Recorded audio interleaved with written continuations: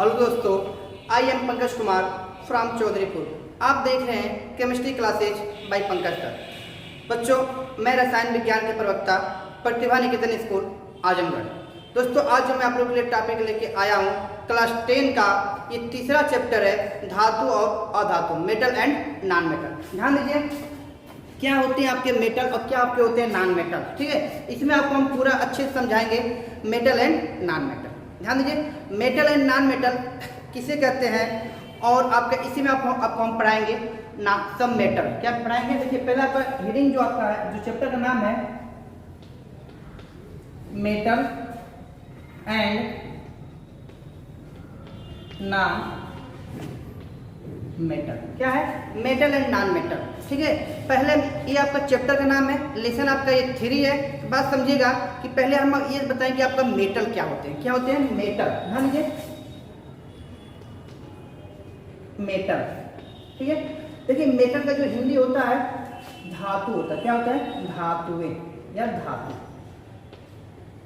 बात समझिएगा ये होते क्या है, इसमें लिखिए, बोल रहा हूं धातु वे तत्व होते हैं, धातु वे तत्व होते हैं जो इलेक्ट्रॉन त्याग कर धन आयन बनाने की प्रवृत्ति रखते हैं, उसे धातु कहते हैं। क्या कहते हैं? उसे हम लोग धातु कहते हैं। ठीक है, धातु विद्युत धनायक होती है, धातु विद्युत धनायक होते हैं। बात समझ में आया? आगे देखिए एग्जाम्पल क्या क्या हो सकते हैं। ध्यान दीजिए एग्जाम्पल में जैसे में आपका सोडियम हो गया, ठीक है, पोटेशियम हो गया, ठीक है, मैग्नीशियम हो गया, एल्युमिनियम हो गया, आपका कैल्शियम हो गया। ये आपका सभी क्या होते हैं? ये सभी आपके धातुएं होते हैं। क्या होते हैं? धातुएं होते हैं। अब बात समझिए किस प्रकार से अपने इलेक्ट्रॉन को त्यागेगा। ध्यान दीजिए ये आपका Na है प्लस, इसका जब इलेक्ट्रॉनिक कंफ्यूगेशन करेंगे 2, 8 और 1। अब देखिए एक रूल होता है अष्टक रूल। अष्टक रूल ये कहता है अगर किसी तत्व के 72 कोश में अगर 8 इलेक्ट्रॉन पाए जाते हैं, कितने 8 इलेक्ट्रॉन पाए जाते हैं, उससे हम लोग क्या कहते हैं?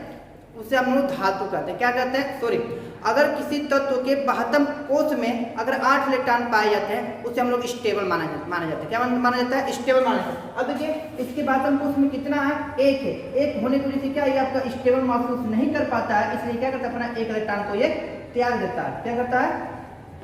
त्याग देता है। जब अपने 1 इलेक्ट्रॉन को त्याग देता है तो ये आगे बन के आ जाता है Na प्लस। आपको बता दूं कि ये अपना 1 इलेक्ट्रॉन जब त्यागेगा तो ये आपका प्लस हो जाता है। ठीक है, इतना नोट करिए।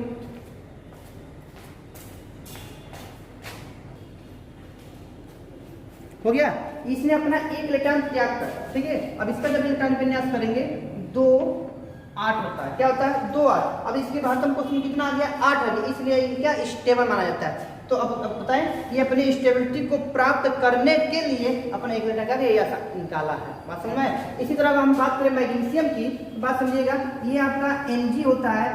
ठीक है, इसका इलेक्ट्रॉनिक कंफ्यूजन जब हम करेंगे इसका 12 होता था, इसका 11 होता है। इसका जब करेंगे 2, 8 और 2, ये आप 2 को अपने आप स्टेबल महसूस नहीं कर पाता है, तो क्या करता है? ये अपने 2 इलेक्ट्रॉन को ये त्याग देगा, यहाँ पे बन जाता है Mg प्लस 2।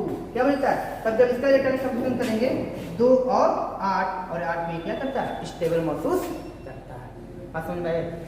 लिख लीजिए इसको अच्छे से। क्लियर? अब आगे ध्यान दीजिए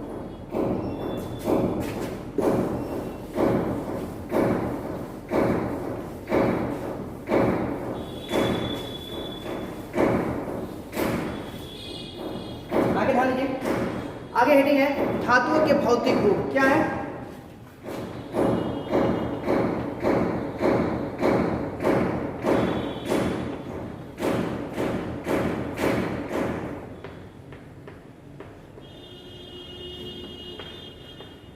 लिखा है धातुओं के भौतिक गुण। धातुओं के क्या भौतिक गुण होते हैं? बात समझिएगा, कह रहा है कि जो धातुओं की जो भौतिक गुण होती है उसमें पहले आपका होता है चमक। क्या होती है? पहले लिखेंगे आप लोग चमक। क्या लिखेंगे? चमक। कह रहा है कि इसके अंदर चमक भी पाई जाती है। क्या पाई जाती है? चमक। कह रहा है कि लिखिए इसमें धातुओं की सतह चमकदार होती है। ठीक है, धातुओं की सतह चमकदार होती है। तब बात समझिए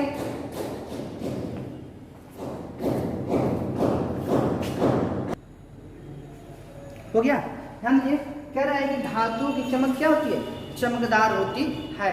बस समझे ना क्या है, जैसे हम आपको सोना देखे हैं, चांदी होता है, लोहा होता है, ये सब क्या होते हैं, लिख लीजिए यहाँ पे। सोना का होता है AU, चांदी का होता है AG और लोहा का होता है FE।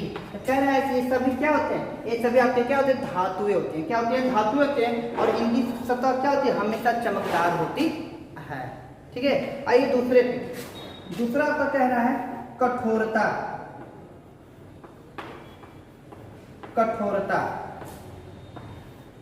ध्यान दीजिए कठोरता पे। देखिए ये सामान्यतः कठोर होते हैं, ये सामान्यतः कठोर होते हैं। एग्जाम्पल आपका है इसमें, ठीक है, एग्जाम्पल लिख लीजिएगा, एग्जाम्पल लिख लीजिएगा। एग्जाम्पल में आपका हो जाएगा लोहा। क्या हो जाएगा, लोहा, जिसको हम लोग बोलते हैं FE। क्या बोलते हैं, FE और CU क्या होते हैं, सर ये सामान्यतः क्या होते हैं, कठोर होते हैं। जैसे में लोहा हो गया, आपका कापर हो गया, ठीक है, एल्युमिनियम हो गया, ये सब आपको क्या होते हैं, कठोर होते हैं। हाँ समझ में। तीसरे की अगर हम बात करें, ठीक है, रूप या अवस्था। क्या होते हैं, रूप या अवस्था, रूप या अवस्था। देखिए रूप या अवस्था के लिए इसकी हम बात करें, ठीक है, तो इसमें रूप और अवस्था में हम लिख लीजिए, कमरे के ताप पर ठोस होते हैं लेकिन मरकरी को छोड़कर। बात समझिएगा, कह रहा है कि डी ब्लॉक में, बहुत इंपॉर्टेंट क्वेश्चन है, इसको लिख लीजिएगा कहीं साइड में, कि डी ब्लॉक में मरकरी जो होता है वो लिक्विड फॉर्म में पाया जाता है। तो कह रहा है कि कोई भी धातु जो होते हैं वो कमरे के ताप पे क्या होते हैं, ठोस होते हैं, लेकिन मरकरी को छोड़कर। क्या करके, मरकरी को छोड़कर। ठीक है, आते हैं इसमें सभी की बात करें, जिससे इसका एग्जाम्पल लिखना तो जरूरी है नहीं, क्योंकि सबकी बात कर रहा है, किसको, मरकरी को छोड़कर। ठीक है, अब आइए चौथे नाम पे, आघात वर्णिता। क्या होता है, आघात वर्णिता।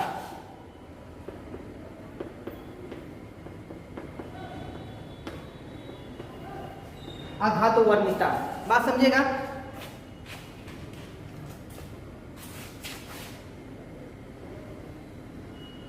आघात वर्णिता, बात समझ में आए।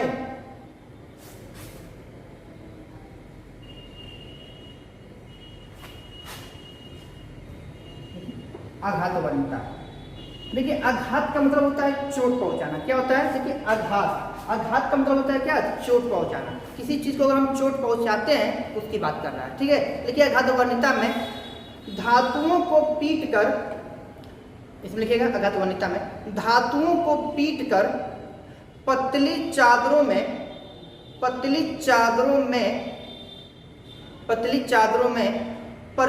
किया जा सकता है। हो गया, जैसे लोहे की चादर। एग्जाम्पल क्या होगा, लोहे की चादर। ठीक है, आप लोग बहुत से देखे होंगे कि जैसे बस हो गया, कोई भी गाड़ी होगी, उसकी जो चादर होती है, जो कवर होता है, उसको पीट क्या चपटा किया जाता है, चादर पतली किया जाता है, चादर जैसा। ठीक है, तो वही कह रहा है कि धातुओं को पीटकर पतली चादर में परिवर्तित किया जाता है। एग्जाम्पल आपका लोहे की चादर, एल्युमिनियम की चादर, ठीक है, कापर की चादर, तमाम में आपका एग्जाम्पल है। ठीक है, अब हेड डालिए तन्यता। ठीक है, ध्यान दीजिए, पांचवा जो आपका हेडिंग है तन्यता। तन्यता का मतलब होता है कि उसको खींचा जाए। क्या किया जाए, उसको खींचा जाए। तो देखिए पांचवा जो आपका है तन्यता।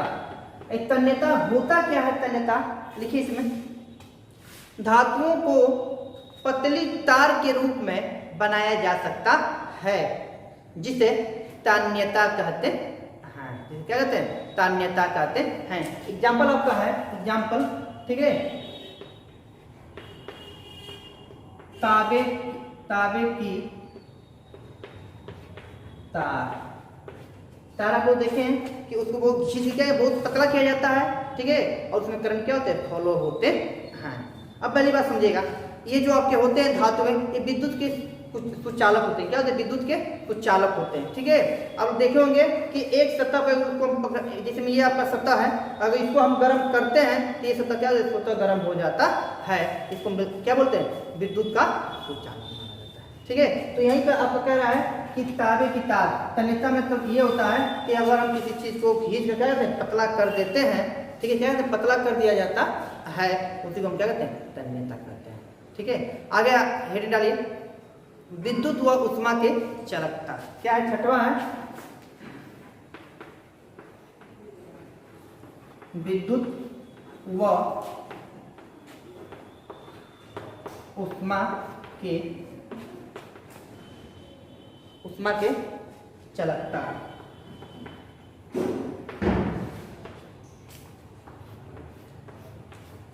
विद्युत व उष्मा के चालकता, इसमें ध्यान दीजिए, कह रहा है कि विद्युत की बात कर रहे हैं और उष्मा की भी बात कर रहे हैं। अभी जो दृष्ट में एग्जाम्पल दिए हैं, जो तन्यता जो होता है, जो तार जो होती है, अगर हम घर की वायरिंग देखते हैं कि जैसे हम प्लग में तार लगाते हैं तो आपका लाइट क्या होती है? फ्लो हो जाती है। क्या होती है? लाइट आपकी फ्लो हो जाती है। तो इसका मतलब ये होता है कि एक जगह से दूसरे जो विद्युत को हम आसानी से पहुंचा सकते हैं।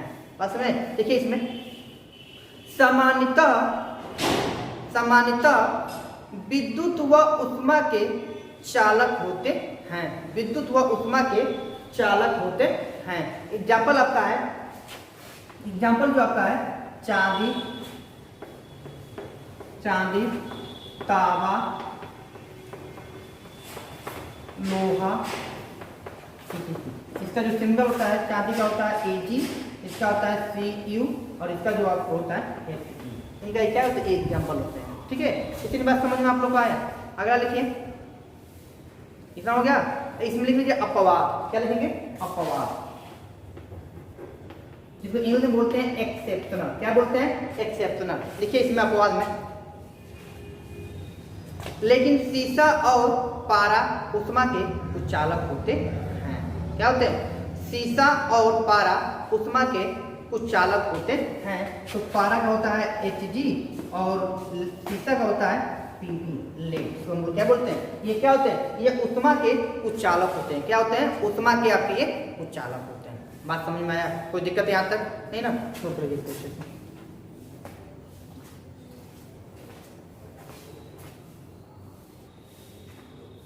हो गया। आगे ध्यान दीजिए, इतनी बात समझ में आया कि चांदी, तांबा, लोहा, etc ये सब क्या होते हैं? उष्मा के कुछ चालक होते हैं। और इसकी अगर हम बात करें, ठीक है, अपवाद में आपको होता है पारा और पीबी। इन दोनों को अगर हम छोड़ देते हैं, पीबी का मतलब होता है लेड। क्या होता है? लेड। लेड मतलब होता है सीसा। क्या होता है? सीसा। अगर इनको हम छोड़ दें, ये क्या होते हैं? ये आपके उष्मा के कुछ चालक होते हैं। क्या होते हैं? उष्मा के कुछ चालक होते हैं। ठीक है, कुछ चालक और कुछ चालक। देखिए, तो चालक का मतलब यह होता है कि जिसमें एक स्थान से दूसरे स्थान तक विद्युत आसानी से क्या करे? ट्रांसफर हो जाए। और कुछ चालक का मतलब यह होता है कि विद्युत एक जगह से दूसरे स्थान तक क्या होते हैं?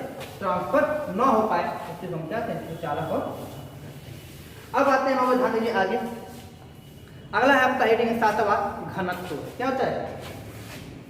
जो 7 नंबर पे आपका आता है घनत्व। और घनत्व होता है, इंग्लिश में बोलते हैं डेंसिटी। क्या बोलते हैं? डेंसिटी।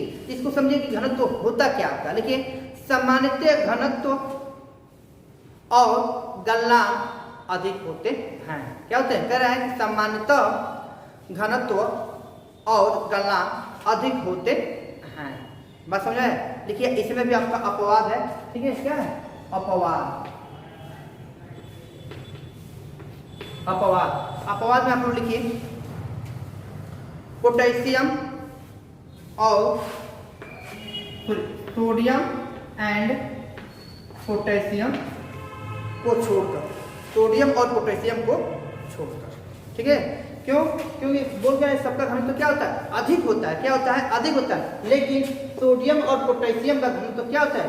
घनत्व लिख सकते हैं आप लोग, घनत्व कम होता है। क्या होता है? कम होता है। कह रहा है कि सोडियम और पोटेशियम का जो घनत्व होता है क्या होता है? बहुत कम होता है। क्लियर है बात? इतनी नोट कर लीजिए इसको, कोई दिक्कत नहीं आता नहीं ना? देखिए कह रहा है कि सबका घनत्व क्या होता है, बहुत ज्यादा होता है, लेकिन सोडियम और पोटेशियम का घनत्व क्या होता है, बहुत कम होता है। ठीक है, अब आइए ध्वनि। ध्वनि 8 वेटेज आता है ध्वनि। बात समझ में आया? लिखिए इसमें धातु कठोर सतह से टकराने पर आवाज उत्पन्न करती है। आवाज उत्पन्न करती है। बात समझ?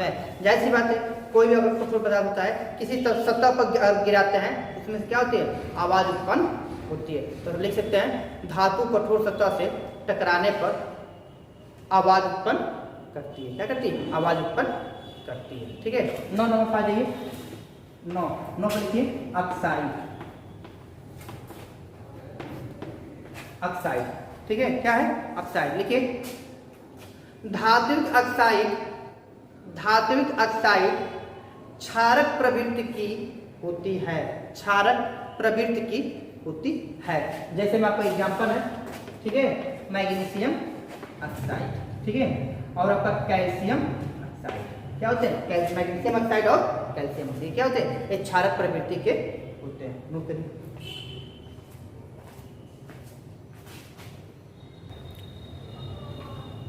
हो गया? अगला है देखिए, ये तो आपका जो धातु और धातु में जो मैं आपको धातु के बारे में अच्छे से एक्सप्लेन कर रहा हूँ, ठीक है, तो मैं इसके भौतिक गुण आपको बता दिया। अब इसके अंदर धातु के रासायनिक गुण होते हैं। क्या होते हैं? केमिकल प्रॉपर्टी या मेटल। क्या होते हैं? केमिकल प्रॉपर्टी या मेटल। किसकी मेटल की बात, किसकी केमिकल प्रॉपर्टी बता रहे हैं? मेटल की। ठीक है, अभी तक हम जो भी कहानी बता रहा हूँ आप लोग को मेटल के बारे में बता रहा हूँ। किसके बारे में? मेटल के बारे में बता रहा हूँ। इसके बाद हम आपको धातु के बारे में अच्छे से एक्सप्लेन करेंगे। क्या करेंगे? धातु के बारे में अच्छे से एक्सप्लेन करेंगे। अब बात समझिएगा क्या है आपका। देखिए धातुओं के रासायनिक गुण, ठीक है, धातुओं की रासायनिक गुण, इंग्लिश बोलते हैं केमिकल प्रॉपर्टी ऑफ मेटल। क्या है? Chemical property of metal. ठीक है, तो इसमें पहला जो आपका हेडिंग है धातुओं की ऑक्सीजन के साथ, धातुओं की ऑक्सीजन से अभिक्रिया। पहले दिन क्या है इसमें? धातुओं की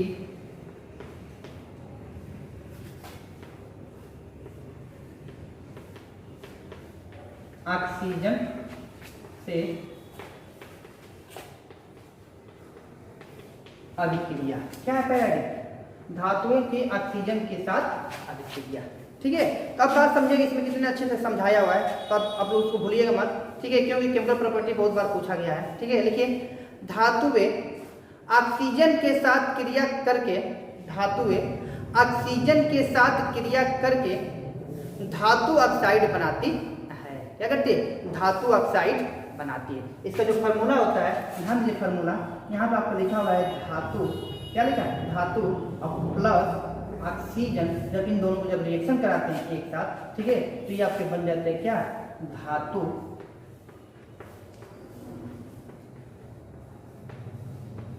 ऑक्साइड। इसको हम बोल सकते हैं क्या? Metal oxide. क्या बोल सकते हैं? Metal oxide. अगर इसके एग्जांपल की अगर हम बात करें तो हम लेते हैं 2Cu, जिसका नाम होता है क्या? कॉपर। क्या नाम होता है? कॉपर। और इसके हम ऑक्सीजन के साथ क्या करते हैं? रिएक्शन करा देते हैं। क्या करते हैं? ऑक्सीजन से अगर हम रिएक्शन कराते हैं तो ये आगे बन जाता है 2Cu, जिसका नाम होता है कॉपर ऑक्साइड। क्या होता है? Copper oxide. बात समझ में आया? कोई दिक्कत किसी को नहीं ना? अगर हम दूसरे एग्जाम्पल की अगर हम बात करें, यहाँ पर हम लेते हैं एल्युमिनियम, ठीक है, और यहाँ पर हम लेते हैं ऑक्सीजन।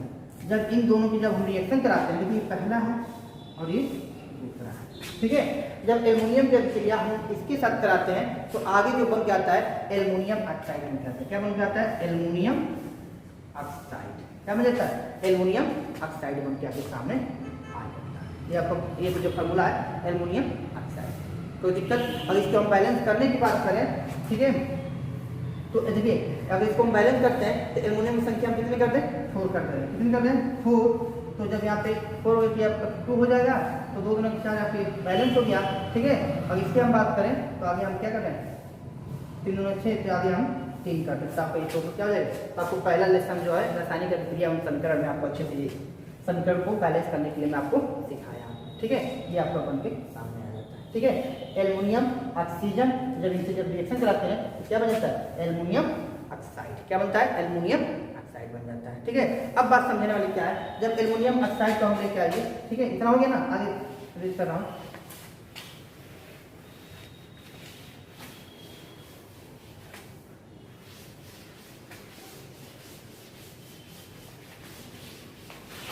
बात समझिएगा, कह रहा है कि जब एल्युमिनियम ऑक्साइड की अभिक्रिया, ठीक है, क्या कर रहा है, जब एल्युमिनियम ऑक्साइड की अभिक्रिया, बात समझिएगा, एल्युमिनियम ऑक्साइड की अभिक्रिया HCl के साथ कराते हैं, किसके साथ कराते हैं, H हाइड्रोक्लोरिक एसिड के साथ कराते हैं, ठीक है। जब हाइड्रोक्लोरिक एसिड के साथ कराते हैं, ठीक है, इसका 6 अमाउंट लेते हैं, अमाउंट कितनी है, 6 कलर है। तो जब इसको रिएक्शन कराते हैं तो ये बदल जाता है 2AlCl3 में, कितने में बदल जाता है, 2AlCl, तो मतलब एल्युमिनियम क्लोराइड बन जाता है, और इधर निकल जाता है क्या, 3H2O। अगर इसकी बैलेंस करने की बारी आई तो 2 एल्युमिनियम, ठीक है, 3 ऑक्सीजन, तो 3 ऑक्सीजन हो जाता है। और यहाँ पर बात करूँ हाइड्रोजन की तो 6, तो 3 गुना के 6, और बात करूँ क्लोरीन को 6 के में 6, तो 3 गुना के 6 आपका हाइड्रोजन है। इतनी बात समझना है, ठीक है। ये आपको नोट लीजिए अच्छे से, ठीक है। आगे ध्यान दीजिए, ठीक है। इसमें और भी एग्जाम्पल की अगर हम बात करें, ठीक है, ध्यान दीजिए, इसमें और भी एग्जाम्पल की अगर हम बात कर रहे हैं, बात समझिएगा, ठीक है। तो एग्जाम्पल की हम बात करें, लेते हैं यहाँ पर मैग्नीशियम Mg+O2, ठीक है, आगे जो बन के आ जाएगा MgO, ऑक्सीजन कितना है 2, तो यहाँ पे 2 कर देंगे तो Mg कितना हो गया, 2, यहाँ पे हम 2 कर देंगे, ये बन जाता है मैग्नीशियम ऑक्साइड। क्या बन जाता है, मैग्नीशियम ऑक्साइड बन जाता है। इतनी बात समझ में आया, कोई दिक्कत किसी को नहीं ना। आगे फिर बात करें, ध्यान दीजिए, अगर आगे हम फिर बात करें नेक्स्ट, देखिए सब आप लाइन लिखते जाइए, ठीक है, नंबर देते हुए। अगर आगे हम फिर बात करें Al2O3 एल्युमिनियम ऑक्साइड, किसकी, एल्युमिनियम ऑक्साइड की। जब एल्युमिनियम ऑक्साइड करती है फिर आप करा दिए सोडियम हाइड्रा ऑक्साइड के साथ, किसके साथ, सोडियम हाइड्रा ऑक्साइड के साथ करा देते हैं, ठीक है। देखते हैं कि जब एल्युमिनियम ऑक्साइड की अभिक्रिया सोडियम हाइड्रा ऑक्साइड के साथ करा देते हैं तो आगे जो बन के आपके आता है 2Na, ठीक है, 2Na, ठीक है, AlO, और इधर निकल जाता है, इधर निकल जाएगा, ठीक है, प्लस H2O, क्या वाटर आपका बाहर निकल जाएगा। और इसकी बैलेंस करने की बारी आएगी तो बात समझिएगा, तो सोडियम कितना है, सोडियम 2 है, एल्युमिनियम 2 है तो एल्युमिनियम भी 2 हो गया, सोडियम आपका यहाँ पे 2 है, सोडियम भी आपका 2 हो गया, ऑक्सीजन यहाँ पे 3 है और 3 और 2 5 हो जाएगा, तो यहाँ पे 2, ठीक है, कितना हुआ, यहाँ पे 2 हो गया। देखिए जो इसका जो फॉर्मूला होता है, मिस्टेक नहीं है, ठीक है, ध्यान समझ लीजिए, यहाँ पे 2, यहाँ पे 2 हो जाएगा। ये आपको इसका जो नाम बनेगा, इसका नाम लिख लीजिए, आपको लिख लीजिए, सोडियम मेटा एल्यूमिनेट। क्या है, सोडियम मेटा एल्यूमिनेट, इसका नाम है सोडियम मेटा एल्यूमिनेट। क्लियर है, तो आपको ये बनगा बैलेंस है 2 में 4 और 4 1 5 आपको यूज करेंगे, ठीक है। नोट करिए अच्छे से, कोई दिक्कत यहाँ तक नहीं ना, नोट कीजिए। अब आते हैं सेकेंड पे। ये जो पहला था कि ये पहला आपका था रिएक्शन, इसमें दूसरा लिखिए आप लोग, धातुओं की जल से अभिक्रिया, ठीक है, धातुओं की जल से अभिक्रिया, धातुओं की जल से अभिक्रिया, इसका क्या जल के साथ जब अभिक्रिया हम कराते हैं तो क्या प्राप्त होता है, लिखिए इसमें, धातुएं जल के साथ अभिक्रिया करके, धातुएं जल के साथ अभिक्रिया करके हाइड्रोजन गैस तथा धातु ऑक्साइड अथवा धातु हाइड्रोक्साइड निर्मित करती है। क्या कहते हैं, धातु हाइड्रोक्साइड निर्मित करती है। क्लियर है, इसमें पहले आप समझेंगे किस प्रकार से, इसको पहले आप समझेंगे, ये ध्यान दीजिए। इसमें पहले बोला क्या है, हाइड्रोजन गैस मुक्त करती है, दूसरा बोला है कि धातु ऑक्साइड मुक्त करती है, और तीसरा क्या बोला है, धातु हाइड्रोक्साइड मुक्त करती है। 3 शब्द बोला है, तो मैं तीनों पहले अच्छे से मैं आपको फार्मूला लिखवा दूं, जब फार्मूला आप लोग लिख लेंगे तो आसानी से आप लोग क्या करेगा, समझ में आ जाएगा। क्लियर आप लोग को, देखिए इसमें ध्यान दीजिए, पहले आपको फार्मूला है धातु क्या है, धातु मतलब मेटल और प्लस किसी के साथ रिएक्शन कराना है, जल के साथ कराना है। किसके साथ कराना है, जब इसका जल के साथ रिएक्शन कराते हैं तो आगे जो बन के आता है धातु ऑक्साइड और प्लस H2 बाहर निकल जाता है। देखिए दिख रहा है कि नहीं आप लोगों को पहले, ठीक है, आ रहा है, ठीक है। तो ये आपका धातु ऑक्साइड है, क्या है ये आपका, ठीक है, ये आपका जल बाहर वाटर, अरे हाइड्रोजन गैस क्या करता है। तो कहने का मतलब है जब धातु की अभिक्रिया जल के साथ कराते हैं तो धातु ऑक्साइड बनता है और हाइड्रोजन गैस क्या करती है, बाहर निकल जाती है। क्या करती है, बाहर निकल जाती है। पहली बात। दूसरी की अगर हम बात करें, ठीक है, ध्यान दीजिए, दूसरे फॉर्मूला की अगर हम बात करें तो हम धातु की अभिक्रिया, ठीक है, फिर जल के साथ कराते हैं। किसके साथ कराते हैं, फिर जल के साथ कराते हैं तो आगे जो बन के आता है, ठीक है, धातु हाइड्रा ऑक्साइड बन के आता है। क्या बनता है, धातु हाइड्रा ऑक्साइड बन के आपके सामने आता है। क्या होता है, धातु हाइड्रा ऑक्साइड बन के सामने आ जाता है, ठीक है। अब इसे मेरे क्या करेगा, हाइड्रोजन को क्या करो, इसमें भी हाइड्रोजन से क्लियर हो गई इतनी बात।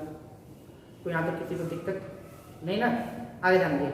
अब इसमें आप लिख सकते हैं क्या, ठीक है, धातु की बात करूँ तो मैं इन्हें ले रहा हूँ, जल की बात करूँ तो इसको ले रहा हूँ। जब इन दोनों भाइयों की जब रिएक्शन कराते हैं, यहाँ पर टू कर दे रहा हूँ, जब इन दोनों भाई की रिएक्शन कराते हैं तो ये आगे बन के आपके सामने आ जाता है, ठीक है।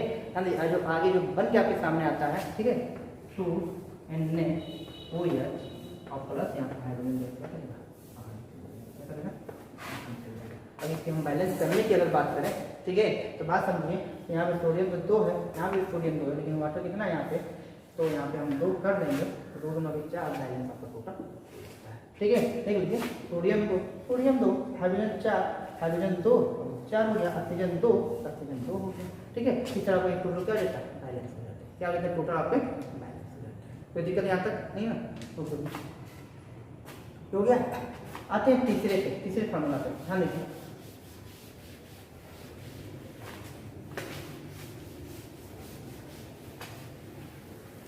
ध्यान दीजिए, अगर हम तीसरे की अगर बात करते हैं, ठीक है, अगर हम धातु, ध्यान दीजिए, धातु, तीसरा फार्मूला है आपका धातु ऑक्साइड की अभिक्रिया, फिर से हम जल के साथ कराएं, किसके साथ कराएं, और फिर से हम जल के साथ कराते हैं तो ये आपके बन के जो आते हैं धातु, ठीक है, धातु हाइड्रा ऑक्साइड। क्या होता है, धातु हाइड्रा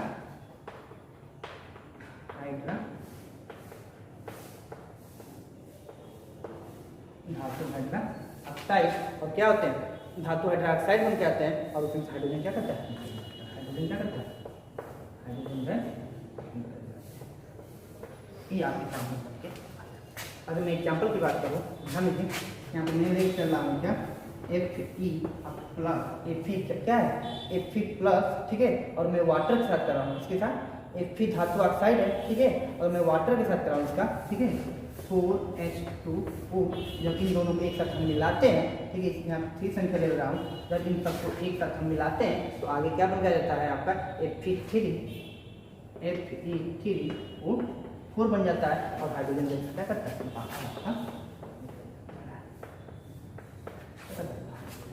ठीक है, हो गया, कोई दिक्कत नहीं।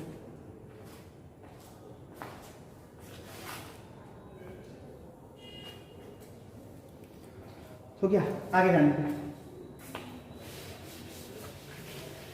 इसमें कुछ कंडीशन जो होता है, क्या कंडीशन होता है उसके बारे में आप लोग अच्छे से बता दे रहा हूँ आपको कि आप इसके साथ ये आप देखिए, ये जो जल के साथ अभिक्रिया करा रहे हैं इसमें बहुत कंडीशन होता है। बहुत ऐसे धातु होते हैं जो क्या करते हैं, जल के साथ अभिक्रिया नहीं कर पाते हैं, और करते हैं कुछ ठंडे पानी में करते हैं, कुछ गर्म पानी पे अभिक्रिया करते हैं, मतलब जल के साथ अभिक्रिया करते हैं। तो उसमें कुछ कंडीशन है, लिख लीजिए नो, ठीक है, लिखिए नो, नोट में हेडिंग डालिए, पहला हेडिंग, अलग अलग धातु, अलग अलग धातु, धातु हो गया, अलग अलग धातु जल को अलग अलग अवस्था के अलग अलग अवस्था के साथ अभिक्रिया करते हैं, साथ अभिक्रिया करते हैं। ठीक है, इसमें लिखिए नोट, एक रीडिंग का फर्स्ट पॉइंट लिखिएगा इसमें, सोडियम पोटेशियम और कैल्शियम, सोडियम पोटेशियम और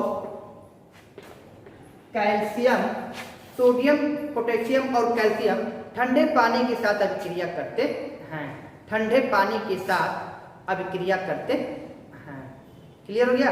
अब बात समझिएगा, कह रहा है कि अगर पोटेशियम लेते हैं, सोडियम लेते हैं, पोटेशियम लेते हैं और कैल्शियम लेते हैं, ये क्या करते हैं, ये ठंडे पानी के साथ अभिक्रिया करते हैं। आते हैं हम दूसरे नंबर पे, दूसरे नंबर की अगर हम बात करें, ठीक है, देखिए दूसरे नंबर, एल्युमिनियम, आयरन और zinc, aluminium, iron Fe and zinc, aluminium, iron और जिंक जल वाष्प के साथ अभिक्रिया करते हैं, जल वाष्प के साथ अभिक्रिया करते हैं। क्लियर है? जल वाष्प के साथ अभिक्रिया करते हैं। अगर हम तीसरे की अगर हम बात करें, ठीक है, लिखिए, मैग्नीशियम गर्म जल के साथ अभिक्रिया करती है, मैग्नीशियम, ठीक है, गर्म जल के साथ अभिक्रिया करती है। तो कह रहे हैं कि ये आपके ठंडे जल के साथ और ये आपके जल वाष्प के साथ और ये आपके क्या होते हैं, गर्म जल के साथ, ये आपका अभिक्रिया करते हैं। ठीक है, नोट लीजिए इसको भी साइड में।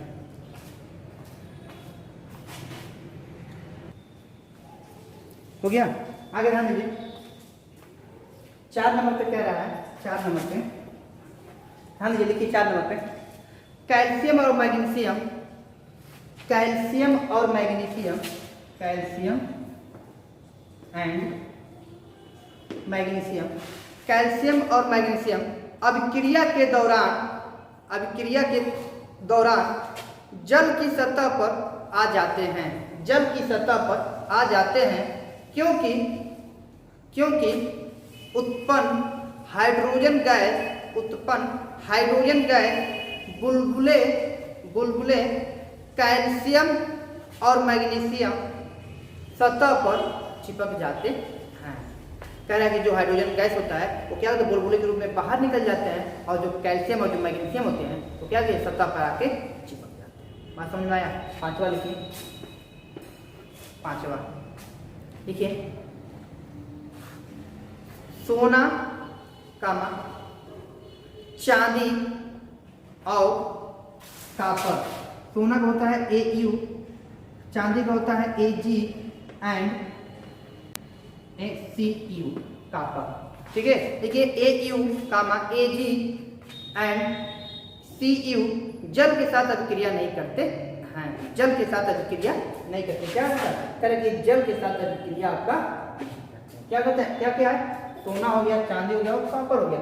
समझने वाली बात है। अगर ये जल के साथ अभिक्रिया करते हैं, जो हमारी माता बहनें जो होती हैं, ठीक है, माँ और बहनें जो देखते हैं कि चांदी की माला पहनती है, पायल पहनती हैं, सोने की कान में पहनती है, नाक में मंगलसूत्र पहनती है, तो अगर ये जल के साथ रिएक्शन करेगा तो क्या होगा, डिकम्पोजिशन होने लगता है, मतलब वो आपका गलने लगता है। क्या होता है, गलने लगेगा। इसलिए क्या करते हैं, जल के साथ अभिक्रिया नहीं करते हैं। भाषण में देखे होंगे, घर पे जो माँ बहनें होती हैं वो घर पे पहनती हैं चांदी का, सोने का आभूषण, क्या करती है, पहनती हैं, तो क्या वो जल के साथ अभिक्रिया आपका वो नहीं करता है। भाषण में अगर वो अभिक्रिया करने लगता है तो क्या होगा, धीरे धीरे आपका वो गलने लगता है, क्या गलने लगेगा, इसलिए क्या नहीं होता है। ठीक है, अगला हेडिंग डालिए, मेन हेडिंग जो है तीसरा, ये तो आपका दूसरा था, तीसरा आपका आगे।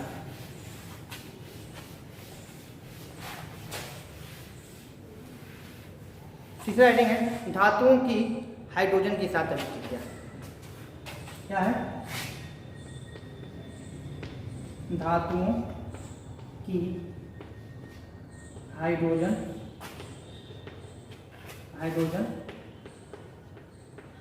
गैस से अभिक्रिया, हाइड्रोजन गैस से अभिक्रिया। ठीक है, लिखिए, सभी धातुएं, देखिए सामान्यतः सभी धातुएं हाइड्रोजन से क्रियाशीलता नहीं दर्शाती है, हाइड्रोजन से क्रियाशीलता नहीं दर्शाती हैं, परंतु कुछ क्रियाशील धातुएं जैसे सोडियम कैल्शियम, ठीक है, पोटेशियम और calcium ETC, sodium potassium calcium ETC hydrogen से संयोग करके धात्विक लक्षण के समान ठोस यौगिक अर्थात हाइड्रोजन का ठोस यौगिक अर्थात हाइड्राइड का निर्माण करती है, किसका निर्माण करती है? हाइड्राइड का निर्माण करती है। जैसे मैं बात करूं 2Na प्लस H2, अब इसकी हम बात करें 2Na और H, जिसका नाम होता है सोडियम हाइड्राइड। क्या नाम है? Sodium hydride. ठीक है, कोई दिक्कत यहाँ तक नहीं ना? नोट लीजिए।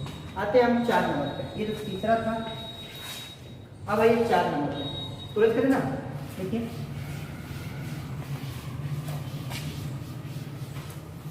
आते हैं 4 नंबर पे। ठीक है, देखा है धातुओं की तनु अम्ल से क्रिया,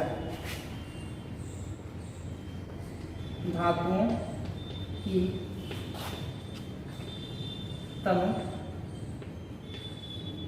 अम्ल से अभिक्रिया, धातुओं की तनु अम्ल से अभिक्रिया। पहले हम समझे कि तनु अम्ल क्या है। ठीक है, देखिए जो अम्ल होते हैं, अम्ल जो होते हैं उसको 2 भाग में बांटा गया है। एक आपका होता है तनु अम्ल और दूसरा जो आपका होता है सांद्र अम्ल। पहले हम ये समझे कि तनु अम्ल क्या होते हैं और सांद्र अम्ल क्या होते हैं। जैसे आप शरबत पीते हैं, ठीक है, तो 2 व्यक्ति हैं, 2 व्यक्तियों को हम शरबत दे रहे हैं। ठीक है, क्या कर रहे हैं? 2 व्यक्तियों को हम शरबत दे रहे हैं, तो एक में चीनी की मात्रा कम कर दें और एक में चीनी की मात्रा बढ़ाते हैं। बात समझ में आ जाए? एक में चीनी की मात्रा क्या करें? कम करते हैं और एक में चीनी की मात्रा बढ़ा दें। जिसमें चीनी की मात्रा ज़्यादा होती है उसको हम बोलते हैं सांद्र बोलते हैं, और जिसमें चीनी की मात्रा कम होती है उसको हम लोग तनु बोलते हैं। ठीक है, तो इसमें आप क्या लिख सकते हैं, ये इसमें आपका होता है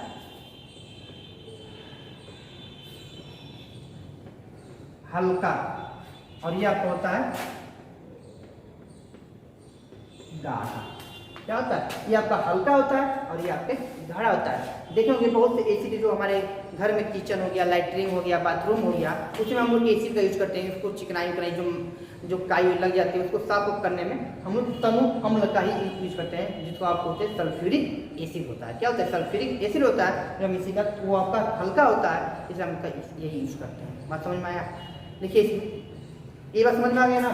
तनु अम्ल तो मतलब आपका क्या होगा? वो आपका हल्का होगा। जो भी आपका सांद्र होगा, और सॉरी जो भी आपका विलयन होगा वो आपका हल्की मात्रा में आपका एसिड पाया जाए।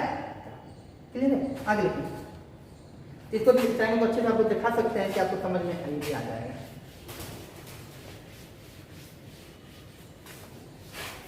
आइए आगे समझते हैं। देखिए सभी धातुएं तनु अम्ल से क्रिया करके, तनु अम्ल से अभिक्रिया करके हाइड्रोजन गैस तथा धातु लवण निर्मित करते हैं, इसका जो फॉर्मूला होता है ध्यान समझिएगा।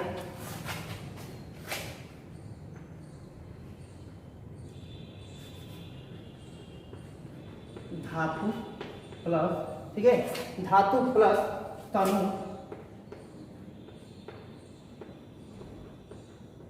अम्ल। तो जब रिएक्शन हम करेंगे तो आगे जो बन के आता है धातु लवण। क्या बनता है? धातु लवण, और यहाँ से निकलता है हाइड्रोजन गैस निकलता है। ठीक है, हाइड्रोजन गैस निकलता है। बात समझ में आया? इसको आप ठीक, देखिए जब ये फॉर्मूला लिखा ना, इसको आप एक अच्छे से बात में आप आसानी से क्या करते हैं? लिख सकते हैं। ठीक है, आगे बात समझिएगा, आगे ध्यान देखें। मैं इस एग्जाम्पल ले रहा हूँ, Na प्लस तनु अम्ल की बात करूँ तो HCl ले लें। जब इन दोनों जब हम रिएक्शन कराते हैं तो यहाँ से निकल जाएगा, तो आगे जो बन के आता है, ठीक है, NaCl प्लस H2 या का हाइड्रोजन गैस बाहर निकल जा रहा है। तो अगर मैं बैलेंस करूँ, हाइड्रोजन वहाँ पे 2 निकल रहा है, यहाँ पे हाइड्रोजन 2 कर दूँ तो क्लोरीन आपका कितना हो गया, 2 हो गया, ठीक है। यहाँ पे हम क्लोरीन को 2 करें तब क्लोरीन कितना हो गया, 2 हो गया, क्लोरीन यहाँ पे यहाँ पर टोटल क्या रहता है, बैलेंस हो जाता है। क्लियर इतनी बात, लोग प्लीज इसको अच्छे से, ये हो गया, ठीक है। अब धातु, तो जो यहाँ पर हम धातु यहाँ पे जो रखे हैं, अब धातु की जगह आप लिख सकते हैं क्या, सोडियम, मैग्नीशियम, जिंक लिख लीजिए। धातु बराबर सोडियम, पोटेशियम, ठीक है, सोडियम पोटेशियम, जिंक,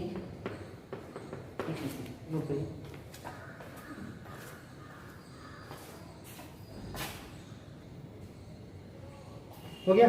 आगे ध्यान दीजिए, सोडियम, पोटेशियम, जिंक, ठीक है, एल्युमिनियम, आयरन, ETC बहुत से होते हैं, ठीक है।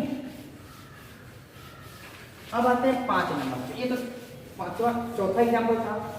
5वें पर जब हम आते हैं तो बात समझिएगा, ठीक है। अब इसमें देखिए, इसमें भी आपका ध्यान समझिएगा, इसके आगे जो है धातुओं की तनु सल्फ्यूरिक अम्ल से क्रिया, क्या है, तनु सल्फ्यूरिक अम्ल, तो उसी में आपको लिखना है, ठीक है। धातुओं की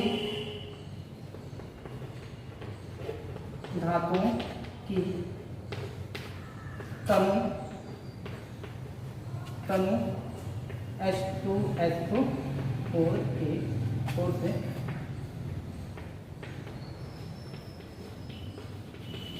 अभिक्रिया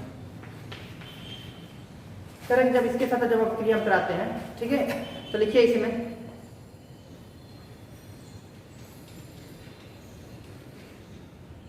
हो गया,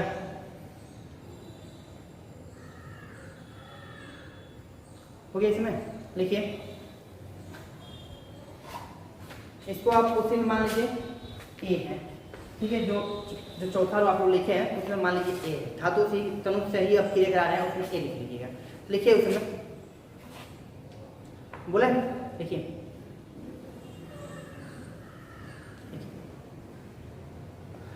HCl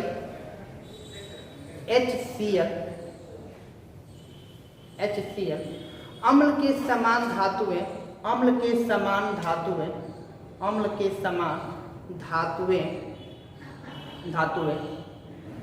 तनु H2SO4 अम्ल से क्रिया करके धातु सल्फेट तथा हाइड्रोजन गैस निर्मित करती है, बात समझ में आया? बात समझिए किस प्रकार से कर रहा है, ध्यान दीजिए। कह रहा है कि पहले तो हम लेते हैं धातु हो गया, अब प्लस, ठीक है, कहते रिएक्शन तनु H2SO4, ठीक है। तो आगे जो बन के आता है धातु सल्फेट अब प्लस, ठीक है, H2 हाइड्रोजन गैस बाहर, क्या करता है, हाइड्रोजन गैस आपका इतनी बात समझ में आ गई आपको, ठीक है। और इसका एग्जाम्पल की अगर हम बात करें, ठीक है, यहाँ पर देखते हैं Na प्लस H2SO4 लेते हैं, तो आगे जो बन के आता है Na2SO4 और यहाँ पर निकल जाता है हाइड्रोजन, क्या करता है, हाइड्रोजन गैस यहाँ से, क्लियर है। और हम बैलेंस की बात करें तो यहाँ पे सोडियम 1 है और यहाँ पे सोडियम 2 है, तो आगे हम क्या करेंगे, 2 कर देंगे, यहाँ पे एक क्या हो जाएगा, क्लियर है, ठीक है। अब यहाँ पे हम धातु की अगर बात करें कौन कौन सा हम धातु यहाँ पे रख सकते हैं, ठीक है, तो लिख लीजिए आपको सोडियम, मैग्नीशियम, जिंक, ठीक है, जिंक और एल्युमिनियम, ठीक है, और बहुत से और भी बहुत सकते हैं, ठीक है, इतना हम धातु सकते हैं, क्लियर हो गया, नोट लीजिए इसको अच्छे से, हो गया। आगे ध्यान दीजिए,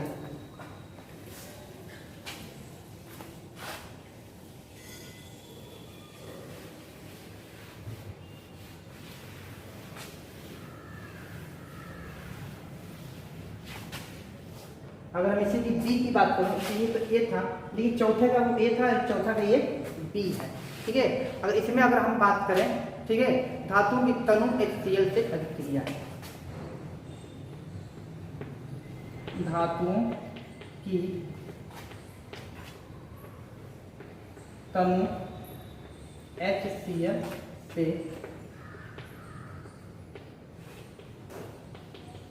अभिक्रिया, ठीक है। अगर इसके इस अभिक्रिया की अगर हम बात करें, लिखिए इसमें, लिखिए, जब धातुओं की अभिक्रिया तनु HCl से होती है तो धातु क्लोराइड तथा हाइड्रोजन गैस निर्मित होती है, धातु क्लोराइड तथा हाइड्रोजन गैस निर्मित होती है। इसमें आप दिखा सकते हैं, ठीक है, यहाँ पे धातु प्लस HCl तनु HCl है, और जब इन दोनों से जब हम रिएक्शन कराते हैं तो आगे जो बन के आपके सामने आता है NaCl और प्लस हाइड्रोजन गैस क्या करती है, बाहर निकल जाती है। तो इसे एग्जाम्पल की बात करूँ, यहाँ मैं ले रहा हूँ सोडियम और प्लस HCl कर दे रहा हूँ, ठीक है। तो आगे जो बन के आएगा Na, तो यहाँ पे हम धातु क्लोराइड लिख रहा हूँ, ठीक है, धातु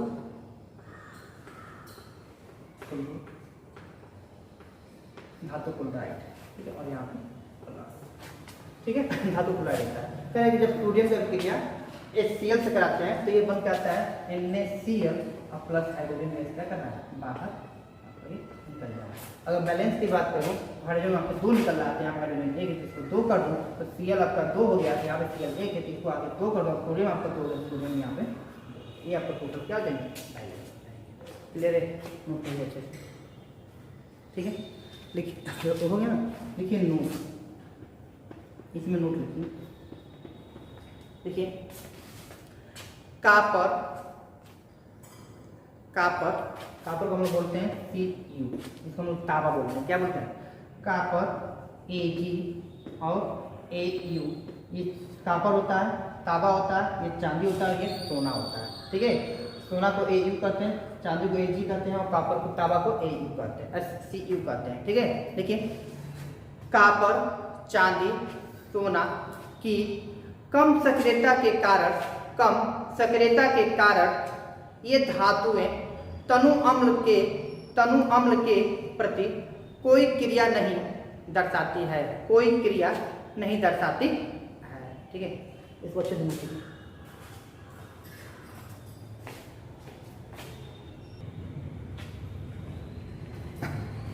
ध्यान दीजिए,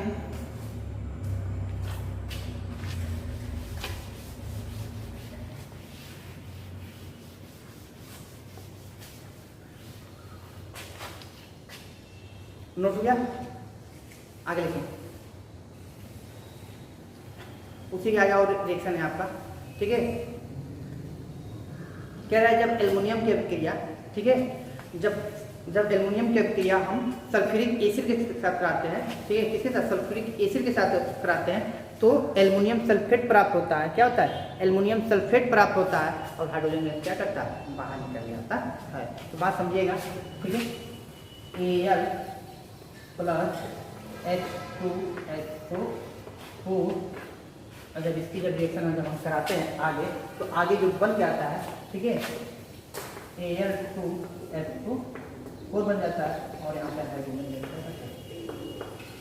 बाहर निकल, क्या करता है, हाइड्रोजन गैस आपका बाहर निकल जाता है। तो जब इस कंडीशन में हम क्या करते हैं, तो इसको जब हम बैलेंस करते हैं, ठीक है, तो ध्यान दीजिए, यहाँ पे हम 3 कर दे रहा हूँ, और यहाँ पे हम 2 कर देते हैं, यहाँ पे एल्युमिनियम 2 है, तो यहाँ पे 2 कर दे रहा हूँ, ये 2 हो जाएगा, ठीक है, और एल्युमिनियम यहाँ पे देखिए, यहाँ पे 3, ध्यान समझिएगा, जब वहाँ पे 3, तो अब बात समझिएगा यहाँ पे क्या होगा, यहाँ पे 3 गुना 6, ठीक है, तो यहाँ पे हम 3 कर दें, ये बैलेंस हो जाएगा। अब सल्फेट की अगर हम बात करें, ठीक है, ध्यान दीजिए, तो आगे हम क्या करें, आगे ध्यान दीजिए,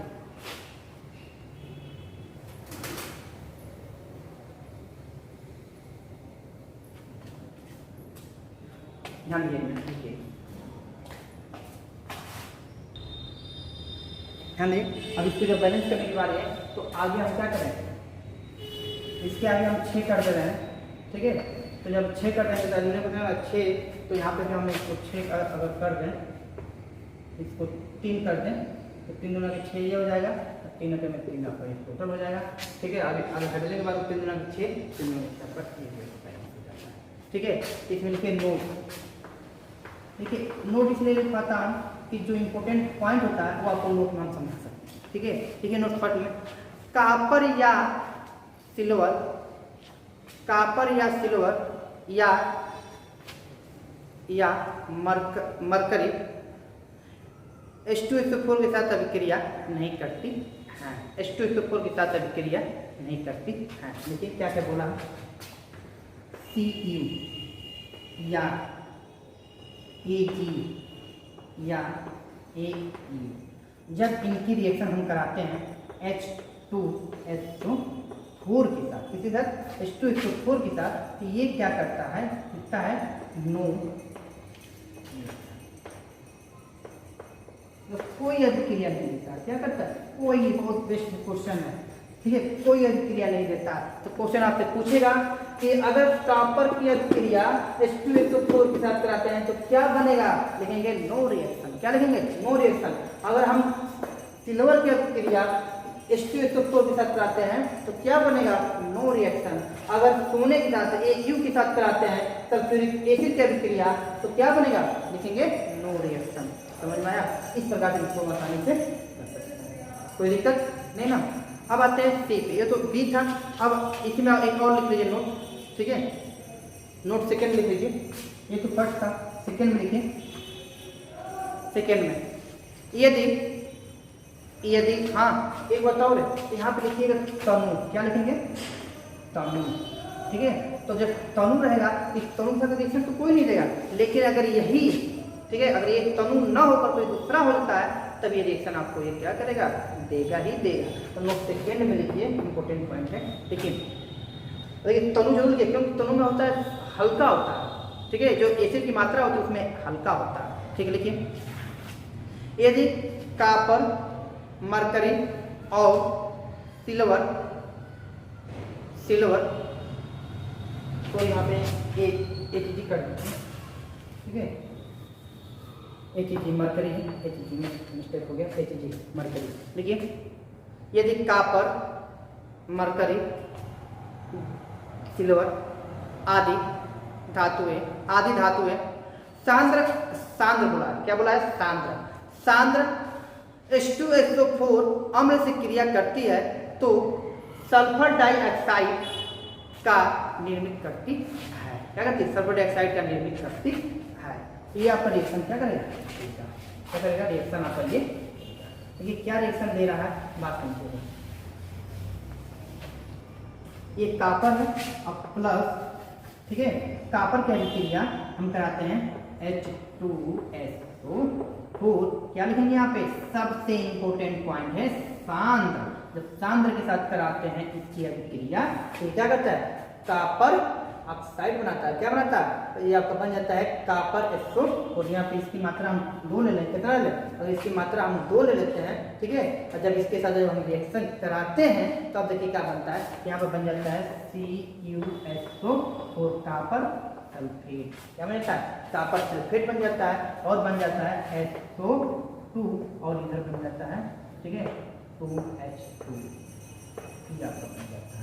अगर बैलेंस करने की बारी अगर आती है, ठीक है, तो बैली आपका फोटो क्या है, बैलेंस, ठीक है। देख लीजिए कॉपर एक ऑक्सीजन, हाइड्रोजन 2 गुना के 4 ऑक्सीजन हो गया, और सल्फर वाला सल्फर 2 आपका 1 सल्फर 2 सल्फर हो जाता है। हाइड्रोजन वाला 4 गुना, ऑक्सीजन 4 गुना के 8, 4 2 6 6 2 8, ये आपके टोटल 4 हो जाता है, ठीक है, नोट कर लीजिए, ठीक है, ये हो गया। अब आइए, ये तो सी के में था, अब आते बात समझिएगा, ये तो आपका सी में था, ठीक है।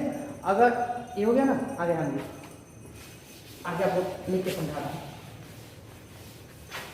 आइए सी में, वो तो बी का था, अब सी में आइए। सी क्या करता है, ध्यान समझिएगा, धातुओं की, ठीक है,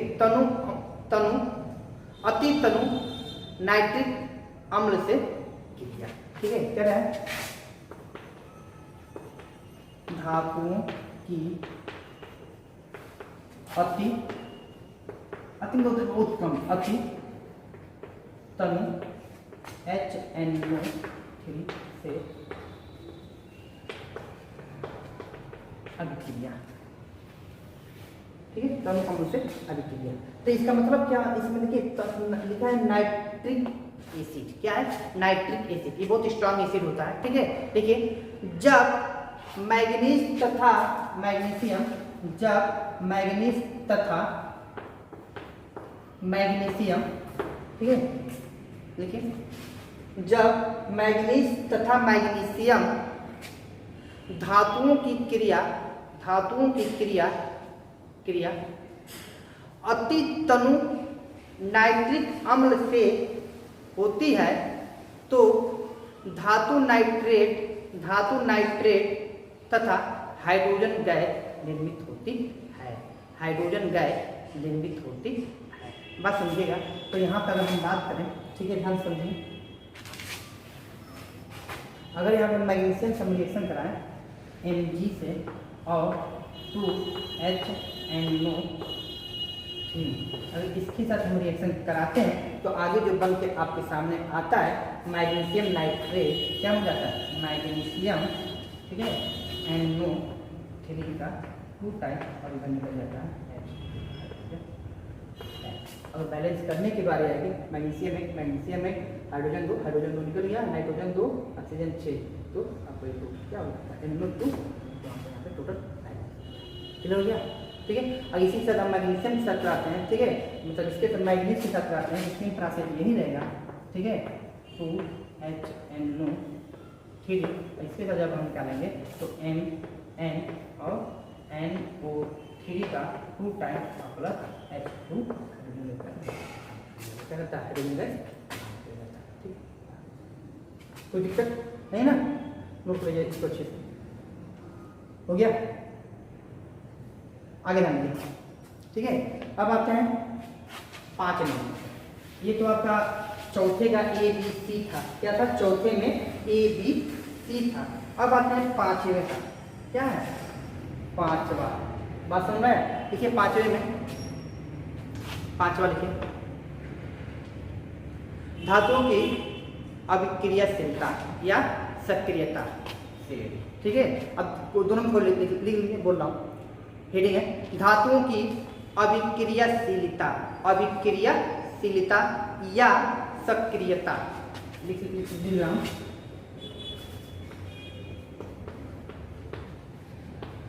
धातुओं की अभिक्रियाशीलता या सक्रियता,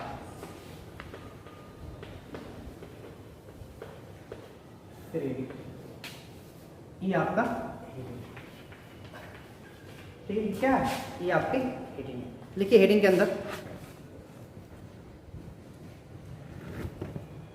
अंदर, लिखिएगा। हो गया? देखिए धातुओं के अधिकांश रासायनिक गुण उनकी विद्युत धनात्मक प्रकृति के कारण होते हैं। विद्युत धनात्मक प्रकृति के कारण होते हैं, अर्थात इलेक्ट्रॉन त्यागने की अधिक क्षमता होने पर धातुओं की क्रियाशीलता अधिक होगी।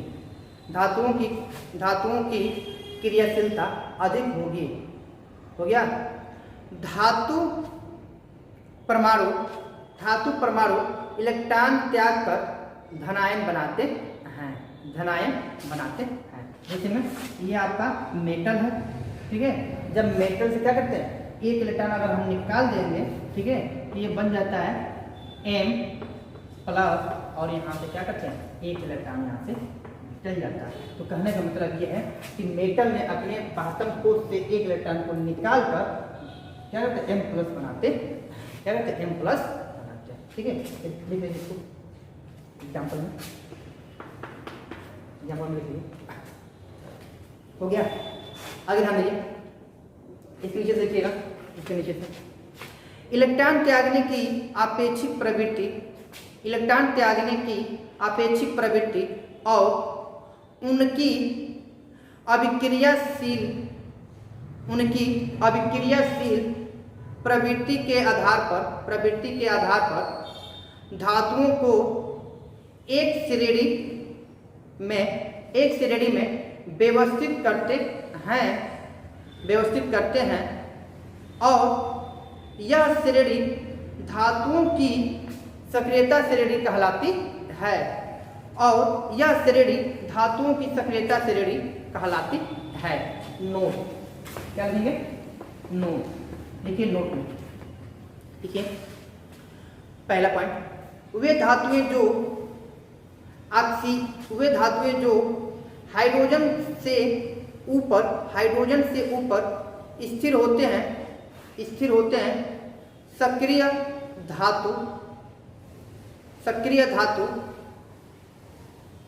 धातु होते हैं, जैसे में सोडियम,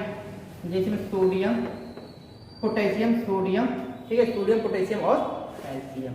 देखिए हर एग्जाम्पल में हो गया। कह रहे कि ये हाइड्रोजन से क्या होंगे, ये ऊपरी सतह ऊपर क्या होंगे, ठीक है, हाइड्रोजन से ये ऊपर होंगे। ठीक है, नेक्स्ट लिखिए दूसरा पॉइंट, वे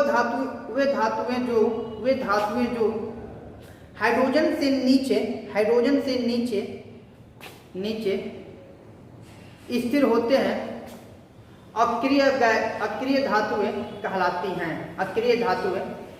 हैं। ठीक है, एग्जाम्पल लिख लीजिएगा, नोबल गैस, ठीक है, नोबल गैस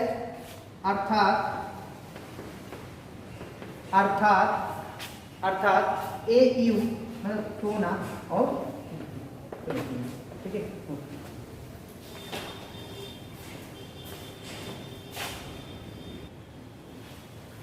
हो गया।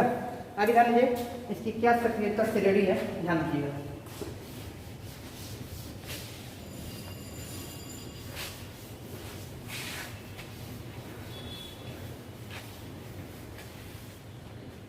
बात समझिएगा, देखिए लिखा है पोटेशियम, सोडियम, क्या है, पोटेशियम, सोडियम, कैल्शियम,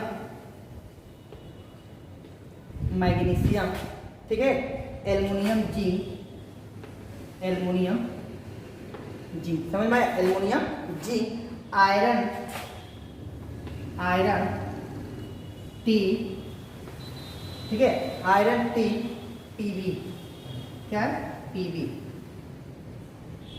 और यहाँ का आपका हाइड्रोजन, क्या है, यहाँ का आपका हाइड्रोजन। ठीक है, अब इसमें बोल रहा है कॉपर, क्या है, कॉपर, Hg और Ag और Ag, ठीक है, इतना आपको दिया है, देखेंगे दिया है कि समझ दिख रहा है कि नहीं आपको।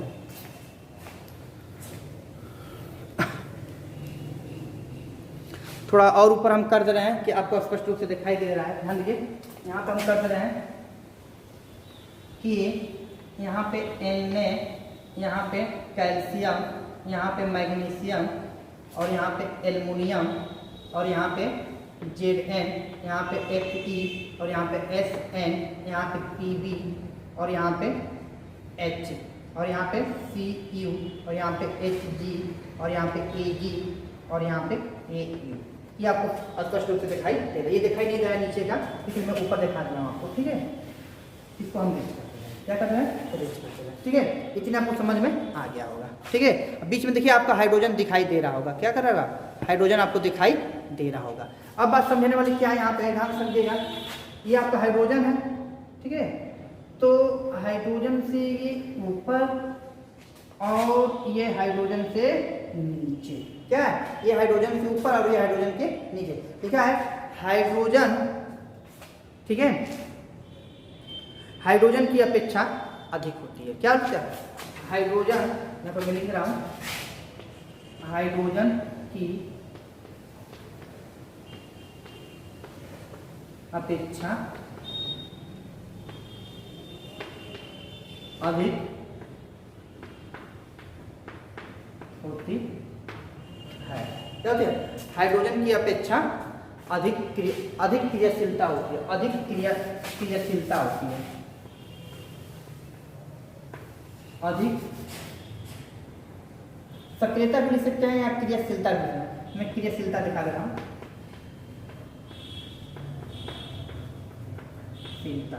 अधिक क्रियाशीलता, नीचे क्या लिख सकते हैं? हाइड्रोजन की अपेक्षा कम क्रियाशीलता, यहाँ पे ठीक है। ये इसका है, ठीक है। और इसका आप लिख सकते हैं हाइड्रोजन की अपेक्षा कम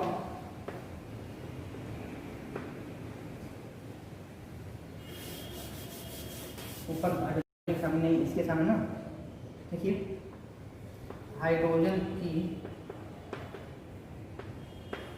अपेक्षा कम क्रियाशीलता, ठीक है। ये आपको समझ में आ गया होगा, ठीक है। नोट करिए इसको।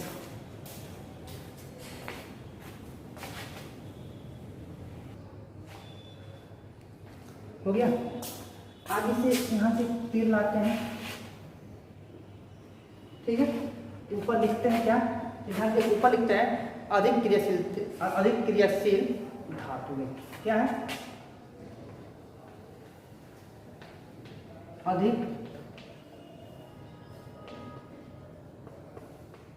क्रियाशील धातु में। नीचे क्या लिखते हैं? कम क्रियाशील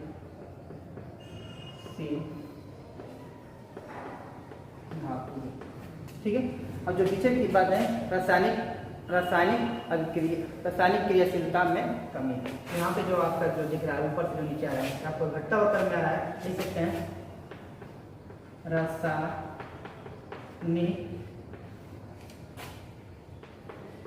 क्रियाशीलता में कमी। देखिए पूरा ऊपर से क्या है, कमी आपका होता हुआ, ठीक है। इतनी बात समझ में आ गया? तो अब ध्यान दीजिए, आई होप आपको इतना पूरा वीडियो समझ में आया होगा, ठीक है। समझ में तो लाइक शेयर कमेंट जरूर करिए। ये अभी तक जितना मैं बताया है सब धातु के बारे में बताया है। अगला जो इसका सेकेंड वीडियो आएगा, ठीक है, और धातु और उपधातु के बारे में समझाएंगे, ठीक है। All the best.